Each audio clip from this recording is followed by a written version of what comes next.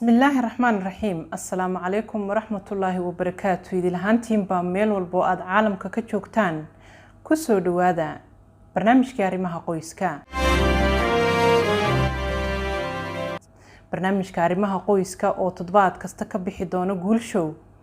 أيا تضباط كم وحينو كسو قادنينا بربركا قويسسكا بربركا قويسكا أو إساقو مركاسي aad u soo badanaya ayaa waxaynu diiradda ku saareynaa ficilada ka dhaxdhaca ragga iyo dumarka marka ay guryahooda joogaan. barnaamijka waxay noo suuro gashay inaynu wareysiyo kala duwan kula yeelano dhalinyaro Soomaaliyeed oo iyagu ku dhaqan qurbaha. hase yeeshee su'aasha aanu dhammaantood wada weydiinay ayaa waxa ay ahayd ragga iyo dumarka dabeecadahoodu ay qalafsan yihiin siyaabaha ay u dhaqmaan marka ay guryahooda joogaan. waxaan wax ka weydiinay ragga oo iyagu ka hadlaya isla raggii iyo sidoo kale dumarkii oo ka hadlaya dumarka. dadku ma wada sinna isku dabeecadana ma aha, hase yeeshee kuwooda dabeecadaha qalafsan siyaabaha ay u dhaqmaan ee sababta u ah in qoysku burburo ayaanu diiradda ku saareynaa. sababta aan u soo qaadanayna waxa ay tahay haddii aan la ogaanin dhibaatooyinku meesha ay ka yimaadaan xalkeeda ayaa adkaada. waxaanu idiin soo gudbin doonaa laba dumar ah iyo laba rag ah iyo sidoo kale shakhsiyaad oo isagu ka mid ah culimada Soomaaliyeed kuna soo takhasusay cilmiga psychology-ga oo jaamacad ka soo baxay wadanka Masar ayaa isaguna ka hadlaya dhibaatooyinka iyo waliba qaabka loo xalin karo. dhageysta daawade barnaamijku waa uu koobnaan doonaa. waxaan se filayaa macluumaadka kooban ee dadkii qadadka telefoonada aan ku wareysanay aan ka helay ama aad ka dhageysan doontid in aad markaasi wax badan ka fahmi doontid. inkastoo ay habbooneyd dalka iyo dibaddaba in aynu wareysiyada ka qaadno dadka jooga ayaa haddana waxa inoo suuro gashay dadka qurbaha jooga in aan wareysiyadaasi la yeelano. barnaamijkuna waxa uu markaasi u muuqdaa mid markaasi ka hadlaya dadka qurbaha jooga gaar ahaan. marka ugu horeysa dhageysta daawade aan kugu soo dhaweeyo gabar Soomaaliyeed oo iyadu ka hadlaysa qaabka dumarka dabeecadaha qalafsani ay u dhaqmaan. باي horta marka hore waa ku salaamay salaam ka bacdi waxa rabaa gabdhaha maxay ay to waxyaaba ay ku xun ama ay ku qaldan yihiin ay aadka ragga ugu dhibaateeyaan. waxa kamid ah gabadhii oo reerkii gurigii sugaayo inay wareeg jirto ama inay aroos jirto ama gabar saaxiibadad inay raacdo ama cunug yar dhalashadiisa inay aado oo qofti dhameedo guriga mas'uuliyadiisa saarnaa wiilka intuu shaqeynayo inay sii caawiso guriga sii hagaajiso cunto sii karisa laga rababa qofti ayada ma ahana waa maqan tahay qof joogto ma ahan ma fahanti. marka wiilasha dhibaatooyinkaas inta badan gabdhaha ku qabaan kala tagitaanka intaas ka mid ah tusaale ahaan gabadha wiilka markuu ay kala tagaan xaaladda la isku fahmi waa xaaladda cakiranto waxa dhacda gabadha inuu aga dhigto wiilka garbaash maxaa la dhahayo to ilmaha aragtidooda ay ku dhibaatayso ay maxaa to magac cunug lagu qoraayo ay lacag uga qaadato. marka gabdhaha waxyaabo badan ayaa dhibaato ayaa ragga ku qabaan matalaguna gabdhaha dhibaato ayay ku qabaan. marka kulay waxa dheel ilaahay ha isku qalbi qaboojiya labadoodaba laakiin wiilasha wallahi loo ma yareysan ayaguna aad ayaa loo dhibaateeyaa. gabdhuhu kaliya dadka badan Soomaaliyeed badan fiiriyaan laakiin ninka waa in la fiiriyaa moofta wiilku waa qof kaliya ilaa wax ma dulmiye gabadhuna qayb ka ciyaartaa dulmiga iyo edabda. dhanka kale ayaa waxa inoo suuro gashay in aynu raggana isla su'aashaasi weydiino sida ay u dhaqmaan ragga dabeecadaha qalafsan. waxaan halkan ku duubayaa ama codkayga u gudbinayaa ummadda Soomaaliyeed. waxaan leeyahay ragga kulli waa rag laakiin kuwa waxaa jira dabeecad kulul dila dumarka oo arka booyaaso bes damaca kale habeenkii inay naagtiisa tahay inta kaleetana qab shaqaala u maleeya. laakiin waxaan kula tali lahaa kaba soo qaad qofkada oo diban ama dib ku sugan adba kuma daawadeen hablihiina Soomaaliyeed waxay gob ku yihiin ama gaari ama gacal iyo xigaal ama gees walba loo dayaba ay hablaha kale u daamaan dibka kuguma daawadaan garabkaaga ay yihiin mar walibana hoggaan ayayba ku yihiin adiga saaxiib waxaan kugula talin lahaa inaad nolosha la saaxiibtid qofkaagana aad ka dhigatid number 1 sida adiga aad iskaga fikiraysid taasoo ah in rag badan ay kugu daya doonaan qof ayaa arkaysa qof inay kala tagaan warqadiisa ama noloshiisa ku silcinayo ama iyadoo la joogto uusan dareen wax baniyada uusan u haynin sidii shaqaale ama qof uu soo iibsaday inay meesha u joogto kale please gabdhaha Soomaaliyeed ixtiraam ayay naga mudan yihiin waxaan leeyahay mar waliba iyo mar kastaba hore haloo socdo وهجاج waxaan filayaa daawada dhageystay in wax badan ay kaaga bixeen arintaasi hase yeeshee bal mar kale aan eegno gabadhani oo iyadu ka hadlaysa khaasatan waxyaabaha dhaca marka guriga la wada joogo siiba qurbaha oo markaasi waxa ay taabanaysaa waxyaabo badan oo ay muhiim tahay in dadku ay fahmaan marka la doorto inaad mas'uuliyad qaado lamaanahaaga aad ku beertaan qoysaska Soomaaliyeed ayaa waxa dhacdo caqabado waaweyn iyo kuwa yaryar iyo kuwa dhexdhexaad ah mararka qaarna isugu soo baxaan qoysaska ehelkooda qaraabadooda dariskooda saaxiibadooda ay gacan ka geystaan deganaanshaha reerka balse arrimahaas oo dhan waxay ku qotomaan qalafsanaanta gabadha sida wadarka oo kale fitamiinada oo kale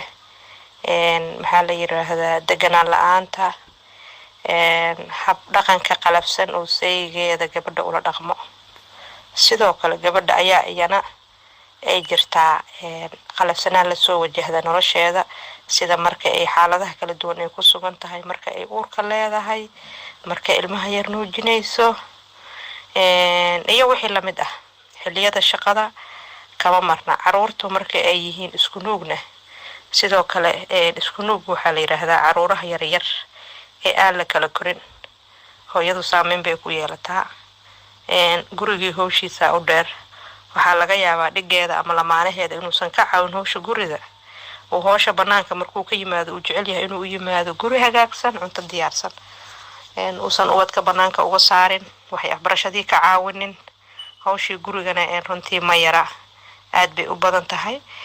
hooyada marka qalabsanaanta soo wajahda qayb weyn ayuu ku yeeshaa dhigeeda marka waa muhiim in la isfahmo si marka caruurtu ay u helaan caawin qoys wada jiro qurux badan iyo caruur faraxsan qurbaha markii la joogo hadii aan diirada saaro waa wax adag ma aha wax fudud dhanka kale waxaan jecelahay inaan haddana dhankii ragga u laabtay bal wiilkan Soomaaliyeed ee isaguna ka hadlaya dabeecadaha ragga ee adag waxyaabaha ka mid ah dabeecada qalafsan dumarka wuxuu kula dhaqmaa waji araka muuqato farxad kuma soo qaabilo hadduu la kulmo wajiga bedelaa eraya aan maaragtay diin ahaan aan ku fiicnayn ama dhaqanka wasaliimka ah aan ku wanaagsaneyn ayuu sameeyo ku hadlaa waana wax laga fiican yahay dumarku waa dad maaragtay markii aad mas'uul ka noqoto kale waxay mudan tahay in la qiimeeyo waxay mudan tahay in loo ixsaan falo shariicada islaamku waxayna faraysaa dumarka markii ay xaaskaaga noqoto xuquuqda ninka raga lagu leeyahay inaad adiga aad fuliso oo aad dabeecad wanaagsan kula macaamisho gabadhada iyada xuquuqda lagu leeyahay maaragtay way ka soo baxay hadii adiga aad ka soo baxdo sababtoo ah adiga ayaa mas'uul ka ah guriga وهجاج داود دقيستين تاسي أيانو وجود بينا ورئيسيدي كلا دونا أنو لا يلاني داليردي سوماليات كلا دوانيد حسيا شيء مركنا شخصيات أحمد أو يسوق كميد علماء السوماليات أحنا خبير مركزي جامعة كقصو بحي قيبت السيكولوجيا ودن كمصر أيان دونيا إن مركزي يسوقنا وكيره دينة الإسلام كا يولي بمعاملة labada qof ee wada nool waxa ay ka tiri in aan markaasi wada dhageysano ayaan jecelahay. daawada dhageystay kusoo dhawow. السلام عليكم ورحمة الله وبركاته. وإذن سلامي dhammaantiin waa idin salaamay rag iyo dumarba. waxaan halkan uga hadlayaa wax yar in yaroo kooban oo ku saabsan labada ruux oo isqaba mucaamalada wanaagsan oo in ay dhex marta la raba ayaan ka hadlayaa wax yar insha allahu tacaala intuu ilaahay waafajiya. dabcan guurka ilaahay baa jidiyey subxaanahu watacaala waa sunna kowniya weeyaan. ilaahay baa subxaanahu watacaala jideeyey. sababta u jideeyeen waxay tahay koonkan in uu maarata ilaahay subxaanahu watacaala tacmiir uu ku camira. guurkana sidiisa hadaf buu leeyahay. hadafka ugu weyn oo guurka uu leeyahay waxa weeyaan dhurriya saalixa, caruur wanaagsan in labada ruux ilaahay si subxaanahu watacaala xasilooni ay helaan oo maarata maxaan ku dhahaa wanaag iyo sharaf iyo fiicnaan ay ku wada noolaadaan. taas iyada ayaa asal u ah. waxyaabaha kaloo imaanaya khilaafaadka iyo isku dhaca waa waxyaabo macnaha maaragtay oo daruuri ah oo mar walba imaanaya kor iyo hoos oo la celin karin, laakiin haddana in la xalliyo u baahan. markuu waxyaabaha khilaafaadka keenaya ruuxa biniaadamkana inuu ka fogaadaa fiican labada daraf. tusaale ahaan yacni qofka inuu mararka qaar yacni maaragtay ninka ragga ah weliba uu macnaha maaragtay ka hindhilaabta uusan aad iskugu mashquulinin khaladaadka yaryar ama maaragtay maxaan ku dhahaa inuu macnaha iska cafiyo xaaskiisa iyadana ninka ay cafiso labada dhanba ay is cafiyaan oo qofka uu sihilmaansiiya. waxaa kaloo ka mid ah yacni maaragtay maxaan ku idhahdaa in oo carada laska ilaaliya. oo carada waa imaani kor iyo hoos, labada ruux way isku caroonayaan way iskhilaafayaan, haddana yacni inta la yareyn kara la yareeya carada iyadaana xalkeeda dhaqso la hela sida ugu dhaqsiyaha badan. waxaa kaloo ka mid ah yacni maaragtay maxaan ku idhahdaa khilaafaadka markay dhacaan in aysan dadka la qaybsanin, ay iyaga dhexdooda xalliyaan, ay isku dayaan iyaga dhexdooda inay xalliyaan, ay isku dayaan, ay isla wadaagaan, ay isku dayaan in ay xal u helaan. hadday xallin waayaan ay xaaladii adkaata markaa daraf thalith yacni daraf saddexaad baa loo baahan yahay marka hawshii xallin kara oona dhexdhexaad ah. darafka saddexaad marka aan leeyahay waxaan ula jeedaa daraf dhexdhexaad ah oo u dhexeeya yacni maaragtay yacni dhexdhexaad oo labada ruux midna aan la jirin, xaqa iyo wanaaga la jira. lidaalika sideeda bannaanba oo asalka ah guurkaba sidiisa waxa weeyaan waa sida guriga marka la dhisayo asaaska hoose oo kale. asaaska hoose haddii uu adag yahay waxaa fududaanaysa in oo macnaha maaragtay gurigu si fiican u dhismo. waana sanadka ugu horeeya ayaa ugu muhiimsan in khilaafaadka la xalliya, dhibaatooyinka la xalliya, la isbarta dabeecadda qofka kale uu akhriya muxuu jecel yahay muxuu necab yahay labada dhanba. laakiin in la iskhilaafa yacni maaragtay maxaan ku idhahdaa ii sheegeen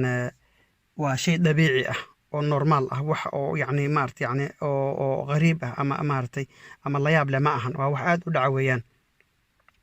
إلهي سبحانه وتعالى قرآن كيسو نوشي ومن آياته أن خلق لكم من أنفسكم أزواجا لتسكنوا إليها وجعل بينكم مودة ورحمة إن في ذلك لآيات لقوم يتفكرون. إلهي سبحانه وتعالى نوشي سورة الروم حول إلهي سبحانه وتعالى إلهي آيات كيسو حاكمد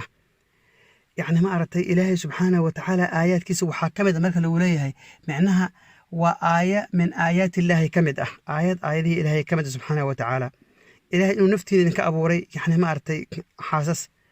أو ما أرتي إلهي سبحانه وتعالى وحو عبري لتسكنوا إليها حسلوني وهذا الأحد إنه وحو يالك الجعال يا الرحمة الله سبحانه وتعالى ما أنتوا حابة مودابة قريها إنه يكسر يسنيهم يعني رحمة إلهي وإن سبحانه وتعالى يكون جوغانه وحما ودل لي هذيك الجعال ماشي إنه سنقولين بمودا مركا خاتم الله نوصوبي ومرت الله نوتيسيرية sida oo kale waxyaabaha ugu muhiimsan yani ilaahay subxaanahu watacaala uu guurka u jideeyey waxaa ka mid ah in yani labada ruux ay maxaba iyo kalgaceel iyo mawaddo iyo raxma ay dhex marta oo labada yani jaceylka iyo wanaagga dhex maray in ay noqoto wax macnaha ma aragtay oo asaas ah. marka dhibaato ay timaado marka la xasuusto wanaaggii iyo fiicnaantii iyo yani maaragtay fiicnaantii la isu qabay. sida awgeed yani maaragtay maxaan ku idhahdaa nabiga sala allahu calayhi wasalam markuu leeyahay sacad bin abi waqaas buu la hadlay wuxuu yidhi marka aad maaragtay maxaan ku dhahaa aad qof wax siinaysid aad nafaqa siinaysid buu yidhi oo ilaahay dartii aad u siinaysid waa laga ajar siinayaa buu yidhi xataa allaha ka dhiga buu yidhi cunada oo qofka xaaskaaga ah ruux xaaskaaga aad afkeeda maarta macnaha maarta aad gelinayso macnaha ama aad siinaysid hal yani cunto yar aad xaaskaaga siinayo ilaahay subxaana watacaala ajarkaa siinayaa waa xadiis muttafaq ah nabi sal slam suu leeyahay marka waxyaabaha ugu muhiimsan waxaa waye ixtiraamka in la is ixtiraama in oo hadiyada laisu hadiyeeya labada dhanba qofka kale hadiyad uu siiya in oo macnaha maaragtay khilaafaadka hore u dhacay barabalamyada hore aan la soo celinin haddii khilaaf uu dhaca cusub in kii hore aan lagu qabanin oo laga taga in labada ruux ay waqti isa siiyaan ninka naagtii uu waqti siiya naagta ninkeeda ay waqti siisa waxaa kaloo muhiim ah haddana in oo maaragtay maxaan ku dhahaa yacni in la ilaaliya asraarta guriga in la ilaaliya waa shay waajib ah nabiga sala allahu calayhi wasalam xadiis uu warinaya muslim wuxuu leeyahay yacni dadka ilaahay agtiisa ugu shar badan maalinta qiyaama waxaa weeyaan ruuxa oo maaragtay ninka oo maaragtay naagtiisa yacni maaragtay waxyaabihii dhexmar uu ka hadla oo macnaha dadka kale u sheega u faafiya waana khalad dabcan midda kale wixii dhibaatooyin dhacana in la xalliyo in la isku daya waxaa kaloo muhiima in laisu safro laisu dulqaata in oo macnaha maaragtay yani qofka kale maaragtay wanaagiisa u arka wixii oo yani jawaanibka dacfiga oo yani aad u liito oo ma hooseeyana oo daciifka ku yahay inuusan ku mashquulin in kelimad oo mar walba wanaagsan baa jirta oo ah inuu ninka yidhaahda naagtan ay dhahdo waan ku jeclahay wax adagna ma ahan lacagna ma ahan waa free weeyaan kelimad yaroo macaan wey waan ku jeclahay inuu qofka yidhaahda naagta ay ninkeeda dhahda ninkeeda naagta u yidhaahda weeyaan in oo laisku kalsoonaada in run la isu sheega in oo yani laisu dhoola caddeeya yani maaragtay maxaan ku dhahaa dhoola caddeynta waa muhim waxaa kaloo ka mid ah yani ninka ragga a naagtiisa inuusan la barbar dhigin dumarka kale uu dhaha dumarkaasaa kaa fiican hebelaysaan bay samaysaa ama iyada ay dhahda ninkeeda ay dhahda ninkaasaa buu sameeyaa ninkaas sidaa buu sameeyaa ay ninkeeda maaragtay aysan la barbar dhigin dadka kale yani maarata haddana midda kale in oo qofka marka wax yar ixsaan loo sameeya uu dhaha shukran waa mahadsan tahay